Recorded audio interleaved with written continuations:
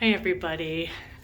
We've just arrived in Cairo and I know how you like my room tours, so I thought I'd do this one by video.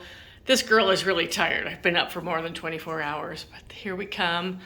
We are at the Four Seasons in Cairo, and rumor has it that Dr. Jill Biden is also staying here at this hotel. Whether it's true or not, it's just a pretty cool thing. But this is my suite. Look at this. It's a sweet suite. I may never leave, but I will get a shower and a nap forthwith. Okay, and a balcony. Look at this. Does it open?